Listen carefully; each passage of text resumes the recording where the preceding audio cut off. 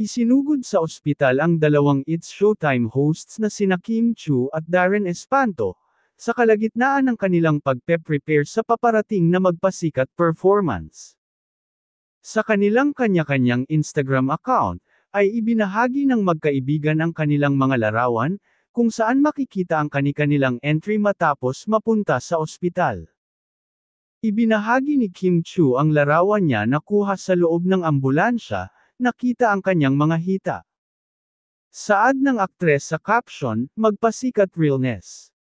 Sa hiwalay na post ay ibinahagi ni Kim ang larawan ng kamay niya, kung saan naka-thumbs up siya sa kabila ng pagkakakabit ng dextrose.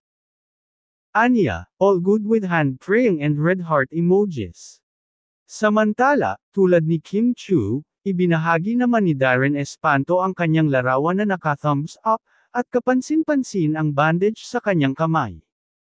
Tinodo masyado sa training. I over-exaggerated my training for magpasikat 2024, saad niya sa caption. Makikita sa background ang salitang radiology, na nangangahulugang nasa ospital o klinik ang binata. Sa kanyang Twitter, ay humingi naman siya ng dasal sa kanyang mga followers na para sa mga hosts ng naturang noontime program, para sa kanilang nalalapit na magpasikat performance. Waiting for my X-ray results. Okay naman po ako, I'm okay. Please continue to pray for all the hosts and the people behind It's Showtime. We're doing our best for you all. Laban natin to. Let's go on with this, saad ni Darren. Hindi naman na ibinahagi ni Kim at Darren ang rason kung bakit sila bigla ang naospital. Marami naman sa mga netizen ang nagpaabot ng kanilang concern sa kanilang mga hinahangaang artista.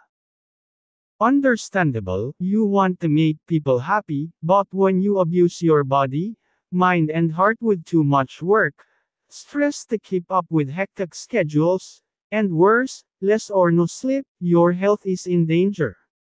Health is wealth. Life is short, Kim, saad ng isang netizen. Comment naman ng isa, Darren, extra ingat, please.